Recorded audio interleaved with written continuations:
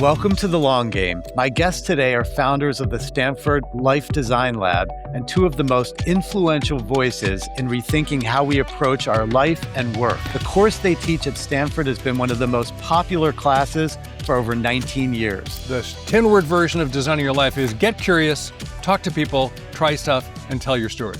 You really are not a static thing, you're a becoming. All humans are becoming. You don't necessarily need to know exactly where you're going, but you can know you're going in the right direction. I'm excited about this conversation because it comes at a moment when so much feels uncertain about work, purpose, and our lives. Getting more meaning in your life, living more meaningfully, living with more passion, those are things we can design for. It's a great time to be prototyping and be really open-minded because we're going to have to find our way. Life is an improv skit. We're just improv trainers. Welcome to the Long Game Podcast. I'm Eric Becker.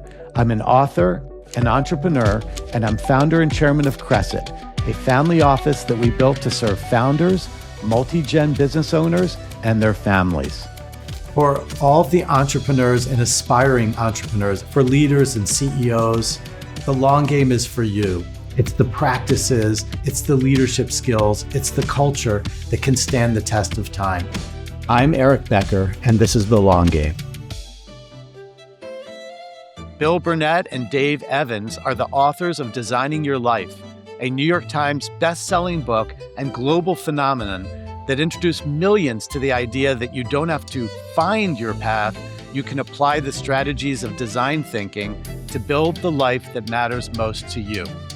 And now they're expanding that conversation with their new book, How to Live a Meaningful Life, which explores how to unlock purpose, joy, and flow into our everyday lives. Welcome, Bill and Dave. Eric, good to be here. Yeah, thanks for having us on. Absolutely. It's wonderful to have you. I've been so looking forward to this, and it's a special opportunity for our audience. So let's start at the beginning.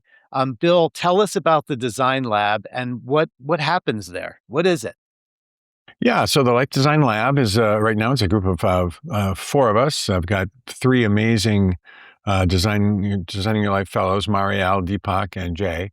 And we teach the classes at Stanford. We've got a whole range of things. We've got a class for undergraduates called Designing Your Life, class for grad students, which we're teaching right now. This is week 4 of the quarter, so we're right in the middle of it. That's called Designing the Professional for grad students. We're doing a workshop this weekend called Designing Your Spiritual Life. So we've got a lot of different things, trying to attract as many students as possible who are curious about, their future and how they might design it. Amazing. And so, Dave, if I were to use the design thinking methodologies from the lab on my life, what might that look like? Well, when we talk about what is design thinking, there are lots of ways to think. One of the easiest ways to understand how to design something using design thinking, or human-centered design, that's the formal name of the methodology started at Stanford in 1963, is to distinguish it versus other ways of thinking. In engineering, we solve our way forward and get the right answer using equations. In business, we optimize our way forward, getting better and better. In bureaucracies, we process our way forward. In the academy, we analyze our way or research our way forward. But for problems where you don't know what you're looking for until you find it, and you can't reapply that answer to anybody else because it's totally context sensitive, i.e. human problems in this place called the future, which is what your life is, that's called a wicked problem. None of those approaches to thinking works because you don't have the data and you don't know what you're doing. So you have to build your way forward by having ideas and trying stuff. The 10-word version of designing your life is get curious, talk to people, try stuff, and tell your story. So if you're going to design your way forward, we'd help you have some ideas and then go start prototyping your life by having experiences that fills in the blanks of what you're really interested in and repeat that until something sticks, and that's called a life. And Bill, what does a well-designed life look like? So based on what Dave was just saying, what kinds of changes happen when I start living that way? Well, one of the things we talk about in the new book, How to Live a Meaningful Life, is that you really are not a static thing. You're a becoming. All humans are becoming. So you are what you are right now. Then you do what Dave just talked about. You talk to people, you try stuff, and you change yourself. You become a new person. If you're paying attention, all of these experiences start to add up to new people. And you don't necessarily need to know exactly where you're going because the future's uncertain, but you can know you're going in the right direction. So humans are becoming. We have a way of building a compass using some design tools to make sure I'm going in the right direction. And what it looks like is a person who's deeply engaged in the world and having, all of the experiences, certainly wonderful, happy, connected experiences with other people, and also experiencing probably the, sorrows and setbacks of a regular life, but doing it in a fully engaged and alive way. We call it fully alive by design. Let me piggyback on that quickly, if I may, Eric.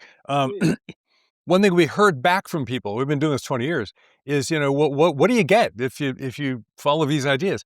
You get two things. Life is doable and it leaves you hopeful. We're the doable, hopeful guys. It's not that hard. It turns out these steps are accessible. We're all about giving people things they can actually do. They will actually move them forward. And after they start doing that, they go, wait, I can do this. Oh, and it is starting to work, so I might actually deserve to be hopeful that this is going to come out okay. So people, if we do our job right, we leave people with doability and hopefulness. And so when we think about the world that we're living in right now, there's tremendous uncertainty. And so whether it's someone who's making a career change, it could be a founder that has exited their business and now is looking at maybe some reinvention, or whether it's a student that is considering the direction of their life, there just seems to be uncertainty all over the place. And so when people come to the design lab and say, okay, I want to turn around and figure this out, what do you tell them, particularly in times of uncertainty? The world is getting crazy. It's getting really upsetting. This AI thing, the computer science major has dropped to 16, going on 25% in a year and a half. So it's plummeting. Everything's changing. How do I figure this out? Well, design thinking only works in this very special place called reality. It's a bottom-up, empirical, behaviorist approach to things. We don't sit on the couch and just, agonize. We get out in the world and do stuff. Well, in the real world, you can't figure it out right now. Actually, in our second book, we re-released our second book to talk about the post-pandemic world. And we coined the term disruption design. When there is a disruption where you don't know what's happening and everything's changed, you can't figure it out. Well, we're in an AI disruption. We just went through the pandemic disruption. You could argue polarization is a disruption, but it's not going anywhere soon. And AI is clearly a disruption. So when you know that you don't know what you're doing, there's a stage between the old world that I understood and the new world that has not yet arrived, and we call that place in between the acceptance zone, which is where all you can do is accept the reality that we don't know what we're doing. And what's the best skill to have there? Curiosity. If it all comes out better, it's going to go through a place that looks like this. So rather than what's the answer, it's like what's going on. So you lean in with curiosity. It's a great time to be prototyping and be really open-minded, because we're going to have to find our way. We're giving people wayfinding skills. The goal of the lab is to give you a conscious competency in life and vocational wayfinding. Life is an improv skit. We're just improv trainers. I love that. And I guess I know in the book you use the word about dysfunctional beliefs and blowing up dysfunctional beliefs. So the first thing is when you're at someone's graduation and a young person says, I need to find my passion, that's where the problem begins. And then they need to move into this methodology in order to actually solve what they're trying to solve for. Well, there's typically at graduation, somebody comes up to that poor kid and says, hey, what's your passion? Because and the question has the built-in assumption that if you knew your passion, everything would just get organized and life would go, on rails. So Bill Damon, who's a senior professor at Stanford, runs the thing called the Center for the Study of Adolescence, and did a book on this called Path to Purpose. And in his research, less than 20% of the people had a single identifiable passion. And of those 20%, most of those passions occurred in the arts. I want to dance, I want to sing, I want to paint, I want to write. And of course, we tell people, well, that's not a serious profession. So we hate a question that leaves 8 out of 10 people going, I guess there's something wrong with me because I don't have one. It's just it's not the starting point. It's the place you end up after you've worked on something for a while and you go, hey, I'm really into this. This is my thing. So passion is the wrong starting point. Just like the question, what do you want to be when you grow up? If growing up means you lose your curiosity, you lose your kind of zest for life and interest in what's happening next, then I'm not a fan of growing up. I understand. So you talk about the multiverse, Dave, and this idea that a lot of times we are told as a young person that there's like one right path that we're supposed to find. But talk about the multiverse and the sort of multiple possibilities. Yeah, kind of our favorite dysfunctional belief, or one of them certainly, is, you need to become the best you. In fact, depending on your worldview, the right you. There is a right answer. There's it. I'm trying to find it. Well, there is no it. We've been saying for a long time, all of us contain more aliveness, more personhood, more humanity than one lifetime permits you to live out. I just turned 73 last week, and I'm getting to the age where I'm going to funerals and I know the person in the box, and sadly enough, and tell me, not a single one of those people that I have said goodbye to was anywhere near this thing called done, or like I can't think of a single thing left to do. So the multiverse idea, Bill, just ran this experiment in a group in Nashville last week. We asked everybody, hey, if it really was a multiverse and you had access to concurrent consciousness and you could have all the lives you want to, but just don't waste any, how many would you like? And the average number is 7 or 8. It goes, 1 to 1 million, but most people kind of go, 7 to 8 lives in a life. 7 yeah, to 8. I'd like to be about 7 of me. If I could be 7 or 8 of me, then I think everything I have in mind would get a chance to get done. And then we go, okay, so if that's true, let's say the average number is 8, then that means 12% of you is actually going to happen. You're overwhelmingly not going to happen, which is fine. That's the good news. What I call moving from FOMO to JOMO, the fear of missing out to the joy of missing out. When you miss something, it's not like, oh, was that it? As though if I'm barely lucky enough to get one good thing, then maybe life will work. I hope. That's coming from scarcity. It's like, oh, another cool thing and another cool thing and another cool thing. Because guess what? The world is a target-rich environment, and you are a hugely capacious being called a human. So let's just find something we can do with the life that we have, this brings up something else called the scandal of particularity. It turns out no ultimate ever fully happens, only little shadows of them, including you. Your lived life is just one particular expression of this fullness of this thing called you. Don't worry about becoming entirely expressed. Just enjoy the life that you have. Amazing. And then if somebody says, okay, well, I don't need to quit the current life that I'm in completely, I want to try something new, how do we prototype it? What does that look like, Bill? Well, prototypes are a key thing in design. I was at Apple for 7 years, and I was there when we were doing the first laptops. And we didn't know nobody knew what a laptop looked like. There's just a small computer running on batteries, but we built lots and lots of prototypes before we figured out, probably the keyboard should be in the back and the little trackballs, remember those? Should be in the front. Mm-hmm. So prototyping is how designers invent the future. And it's a great way to invent your future because you can sneak up on it. You don't have to, don't quit your job and then become a podcaster. That's crazy because it's way too risky. You can prototype anything. You call this guy Eric and say, hey, what's the deal with this podcast thing? How does it work? And how do you create a show? And so you can have a conversation. You can have a little felt experience, just a ride along with somebody doing something you're curious about. And it's a great way of taking very, very small. We're the set the bar low and clear it guys. We're not for heroic, jumps in your life. If you're in a really bad job or a toxic job or somebody's messing with you and you have to quit, great. And we have some strategies for how to do that well as well. But mostly we're like, take little tiny steps, get curious, right? That's the first step. Then go talk to a bunch of people about what's it like to do this thing. I call it time travel. If you actually talk to somebody who's doing what you want to do, but they're 5 years ahead of you, and so they can tell you what it took to get there, that's amazing information. So prototypes, you can prototype anything, take small steps, and sneak up on your future. So I'd love to pivot to a life dashboard, and our team can put up a graphic of what the life dashboard looks like. This is an exercise that it's so simple, but it's also incredibly powerful. And Bill, maybe you could take us through it for the benefit of the audience. We could quickly do this exercise. You can just make 4 lines on a piece of paper from quote, zero to full. So this comes from the classic idea of reframing a dysfunctional belief. One of the dysfunctional beliefs is work-life balance. I got to have work-life balance. Everything has to be perfectly balanced all the time.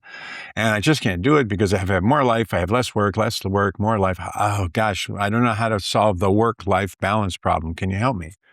And we're like, well, first of all, anytime it's a A-B decision, it's a false binary. Your brain goes into a zero-sum game and you can't solve it. So it's a bad question.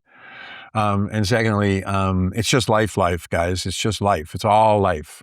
So we reframe work-life balance, because it's a binary, into something bigger. And it really is, there's work, but there's also love, which is relationships. Number one thing that causes, that creates longevity in your life is relationships. Play, because we're wired for play. It's how we learn. And health, because health underlies everything. So you have now, instead of a work-life thing, we've got work, love, health, play. And you just do an assessment. How am I feeling about my relationships? Where am I on the dashboard?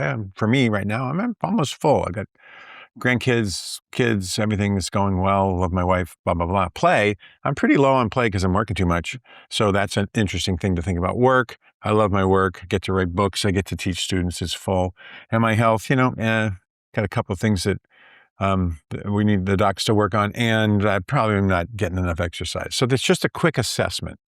Where am I on work, love, health, and play?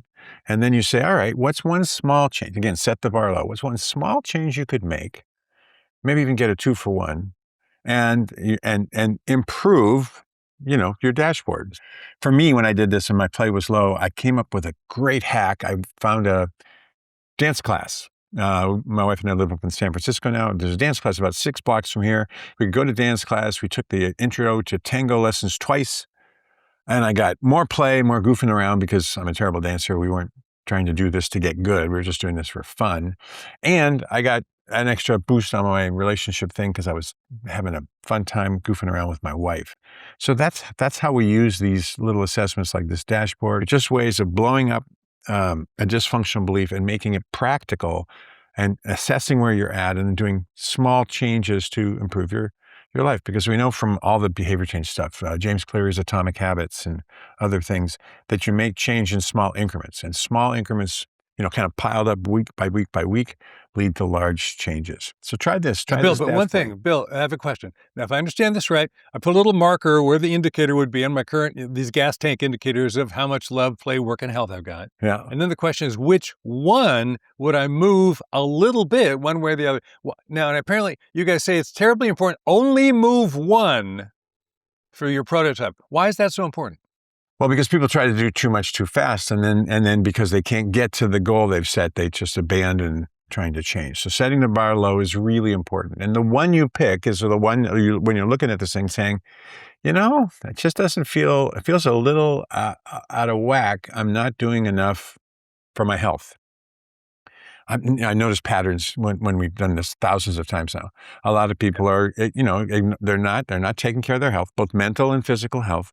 And so that's impacting all the rest of the dashboard. I just don't have any energy for play. I don't have any energy for my relationships. So you find the one thing that your gut tells you, I got to work on that. But then you make very small changes. It's not, my health is bad. I think I'm going to sign up for a half marathon. No, that's crazy. I'm looking at your phone. You're not even doing 3,000 steps. Can we get to 5,000 steps for 2 weeks? That's an easy transition. It's 5,000 steps for 2 weeks. Okay, we accomplished it. Can we get to 7,000 steps? And when we get to 10, we're already at a couple of miles. We're doing pretty good here. Now we could talk about maybe walking a half marathon. But it's always in small increments, and it's always pick the one line on the dashboard that looks like it needs a little bit of improvement. There are two things that makes me think of that I love. One is we have a mantra, which is confront your reality every day. And so by doing this exercise and seeing exactly what the percentages are of the fuel in the tank, I think it's something quantitative. And the second is we have a lot of leaders and CEO founders in our community. And there's even a saying that you hear from time to time, I'm going to make this successful or I will die trying. And I think that health does often get sacrificed when people are trying to build things. And so I love the confront your reality every day of looking at something like this and then even taking some small steps to improve it. It's a powerful idea, a simple yet powerful idea. So Dave, you earlier had mentioned finding your compass, and there are a couple things about that I'd love to dig into a little bit more in terms of figuring out the compass. In life, many times when we're lost, I think we look for bedrock, things that we know that we can count on, and whether that is, family or trusted friends. Right. But certainly our values would be an example of bedrock. How does the compass work, and how do we find our compass? It's all about living what we call the coherent life. And, while we just wrote a book that came out 2 months ago about meaning making, how to live the meaningful life, we've been talking about the meaning making part of this for 20 years. And the field of research on how do people experience meaning in life has been around for a while now. We now know quite clearly that if you can connect the dots, your chance of meaning experienced in your life goes up. And those dots are, who am I? What do I believe? And what am I doing? And if I can interconnect those three dots and they're in alignment, and who I am and what I believe and what I'm doing are expressed in the way I'm living, my chance of meaning making goes way up. And if they're not interconnectable, my chances go down. Now, it's very hard to connect a dot that you haven't described or drawn yet. So the compass exercise is simply writing 3 things down, which is my current story, what's the current narrative that describes what your life is like, my work view, which is your manifesto about what work really means to you. It's still the biggest expression of human energy on the planet. And then my life view, what are my decisions about, what are the ultimate questions that matter? Is there a God? Is the universe beautiful? I mean, those questions, what are the questions that matter? And what are my short answers to them? So those 3 little essays, each one 2/3 of a page, define your compass. And then once you've written those in the narrative form, because you're a storytelling animal, we start with the story, then you can reverse engineer them and say, what are the values, what we call the compass values that pop out of those stories? And now you've got yourself a compass and you know which way north is. So a key exercise we have in living the meaningful life is called a coherency sighting. Simply means catching yourself in the act of being coherent. Oh, I'm spending the morning talking to Bill and Eric's spending, his life helping families live out acting coherently as they steward their resources and the lives of their generations of people. Hey, this is a totally coherent thing for me to do because I care deeply about this. Good job, Dave, for having a coherent morning. Catching yourself in the act of being coherent increases your chance of living coherently because you're training your attention to notice what matters. I love that. And when Avi and I actually started Crescent, we took the first 8 team members and we spent 3 days really defining what we would stand for, what were our values and principles, what were the behaviors of how we would treat each other and treat clients, and it became such a powerful thing that as we went through the zigging and zagging that you do in building something, to be able to always turn to that. It was on a 3x5 card, so it was very, very simple. But to always be able to turn to that to see that we were on track, or to come back to, that bedrock, is a powerful. It's a powerful tool for sure. That's great. So what do you do when you're stuck? So if somebody, whether it's, you're in a career, I remember meeting a young person who told me he wanted to be an architect. And then once he became an architect, he said, you know what, I'm not loving this. And I think I want to be a doctor. So what do we do when we're stuck? A lot of people get stuck. And particularly some of the families, and I've worked with some of the kind of families that you work with, and it's very easy to get stuck if you're a member of one of those families because there's so many resources and so many expectations, you end up in a cul-de-sac accidentally all the time. And just because you're stuck doesn't mean you're doing the wrong thing. All stuck means is you're currently in pain.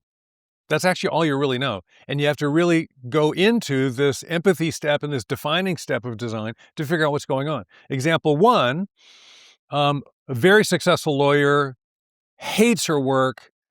She lives in Palo Alto. She's driving down El Camino, and she notices every time she drives by Stanford, she bursts into tears. Because the last time she was happy was years and years ago when she was an undergrad at Stanford. And all that reminds her is, I'm in a horrible place. And so what she actually does is like, well, maybe I want to do education. And rather than, quit everything and jump out the window, talks to some people, sits in on some classes, years later becomes the very first dean of freshmen at Stanford, reinvents herself. So eventually redesigned her life in a really significant way. Now she's an author. Case number 2, young man who's actually in our first book, and we'll call him Mike, is a civil engineer, hates it, and comes to me and says, I think I should become a stockbroker. Well, why is that? Well, my father-in-law is a stockbroker, and he says I'm really smart and I can make more money. I said, well, that's great for Dad, but what about you? You think you really hate being a civil engineer? Well, tell me why. Well, I'm just unhappy. And that doesn't tell us the darn thing. So we give them a task to what we call the Good Time Journal. Go on and analyze what you're doing. Take stock on what's occurring all day long. And when are you happy? When are you unhappy? What's going on? What does he discover? He discovers he loves engineering. When they leave him alone long enough that he and a quadrille pad of paper and a pencil and a ruler can get into a deep problem, he's the happiest guy on the planet. He just hates going to staff meetings. It's a small firm, so everybody has to deal with clients. He hates talking to the clients. Just give me a problem. Give me a closed room with no windows and a computer screen. I'm so happy. And he said, "Oh, you just need to be in a totally engineering-oriented job." So he changes firms, goes to a problem-solving organization full of PhDs in windowless rooms working on hard problems. Totally happy guy. So his stuck was because he loved what he was doing so deeply he needed to do more of it. The first person was really in the wrong place. She just chased that success thing until she got there and then hated it. So just because you're stuck doesn't mean you know anything. It means it's time to understand and start prototyping and then decide what to do. Which seems so critical because you could see, like in the example of the engineer, if that person was driving by a restaurant and said, I love food, if he went from engineering and then suddenly found himself in a restaurant startup, he might still be miserable. And so that discovery that I'm just super deep in engineering and I don't like all the things in this small firm that I have to deal with that are outside of that passion, that discovery, made for a much better life in that example. And so that leads to this concept of an Odyssey plan. What is an Odyssey plan? Odysseys are really just inventions. They're ideations. They're brainstorms. But what we found is most people have one thing for I'm going to do that. I'm going to be the architect.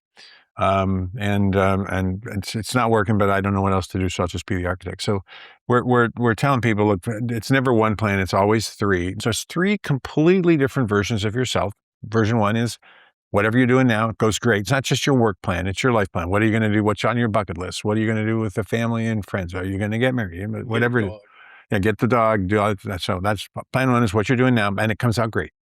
Option two is, okay, well, AI took that job, so what's your plan B? What else, now what do you want to do? If you couldn't do what you had set out to do, what would be your plan B? And then the third plan is the wild card, which is, okay, you don't have to worry about money. There'll be enough. Don't worry. You don't have, somebody's backing you. You're great. And, you're going to tell your friends, well, I've always wanted to be a clown, so I'm going to join Cirque du Soleil. And your friends are going to go, instead of going, what the hell? You went to Stanford? You're going to be a clown? Then they're going to say, hey, fantastic. I always knew you had a clown in you. You're great. You're going to be great. So your friends will like it. You'll have enough money. So that's the wild card. So you do all three and you really invest in all three. You imagine what it would be like to be the person in plan one, plan two, and plan three.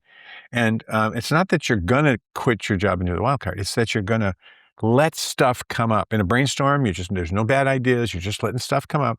Sometimes in the wild card, it's something you wanted to do when you were 20, but you didn't get a chance to do it. Sometimes it's something you really want to do now that didn't even exist when you were 20. I mean, I always tell my students, don't you hope 5 years from now, you're doing something that's so cool, that job doesn't even exist yet, which, by the way, is pretty likely in the next 5 years because of AI and stuff.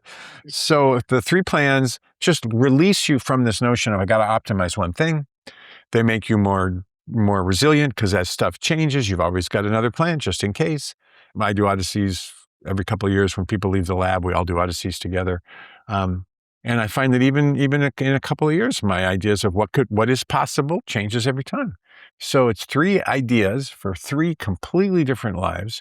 And then we look at those lives and we say, well, what are you curious about? When you start prototyping your way forward, but what really happens is you discover stuff that's even cooler than the thing you had on your plan because you had a bias to action and you're not constrained by this notion of optimizing just one life. And the most common outcome of this exercise, by the way, is staying in the life you're already in and liking it more. It turns out, we know psychologically, one of the most vicious competitors to your peace of mind is that thought like, is this really it? I probably missed it. I should be doing something else. But what is it? I don't know. That little thought, your internal critic, is beating you to death with a stick. Give yourself the chance to actually own the life that you're in. And if you come up with a better idea, it could get cooler. I mean, you can't lose. That makes a lot of sense. And so, the first book was incredible. You've provided this toolkit both through Stanford and through your writing and seminars to millions. So people are enabled to create these new opportunities for themselves. But now you come out with the new book, How to Live a Meaningful Life, which to me is elevating this to another level. Who did you write this book for? Who was this book for? Well, we kind of thought we were done, I guess, and then we started hearing things from our students, from people who write us or email us because they read the book, and they said, yeah, designing life is great, but I'm still stuck on, where's the meaning in all of this stuff? What's my purpose in life? I don't know how to find the thing, the one thing I'm supposed to be doing. I thought it would be more fulfilling by now. I thought it would be more fulfilled by now. I thought it would have more impact by now. My job doesn't seem to have any impact. And so we had those problems that showed up. And then also, this is the loneliest generation of students we've ever had at Stanford. They're lonely, they're disengaged, they don't know how to make communities and friends. We're in a world now where their communities are, it's hard to be in a good community, hard to find one. Everybody's in an echo chamber. Everybody's just talking to themselves on social media. The kids are on social media so much they don't have real relationships as much as they did, real friendships as much as they did. So we were looking at all that and we're saying, look, there's a crisis of meaning. And, there's a big question, the meaning of life, and we're not philosophers, so go to the philosophy department if you want to answer that question. But getting more meaning in your life, living more meaningfully, living with more passion, not looking for passion, but living passionately, those are things we can design for. So we had a couple of meetings and then a long whiteboard session, and we filled up a whiteboard and we said, I think there's some design solutions to this issue of finding more meaning in life. And the Joseph Campbell has a quote about, Bill Moyers and Campbell did a thing called The Power of Myth on PBS a while back, and you can see it on YouTube. And Moyers asked him, I think everybody's looking for the meaning of life. And Joseph Campbell said, I'm not sure that's it. I think they're looking to feel the rapture of being alive. And we added in fully alive, the rapture of being fully alive. And we said, well, that's something we can design for. So we have the newsletter, Fully Alive by Design. We wrote the book. And, it's not easy to write a book.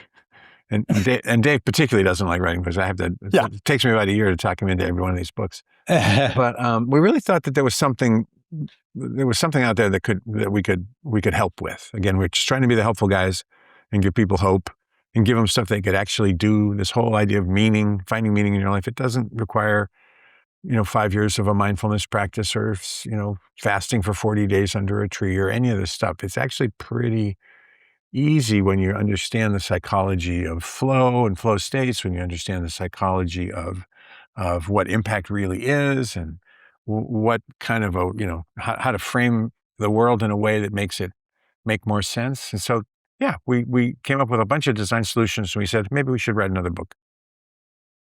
Love that. And Dave, let's talk about flow state. Is flow state the measurement of fully alive? That if I'm fully alive, I'm likely to experience flow state? Is that how to think about it? That's part of it.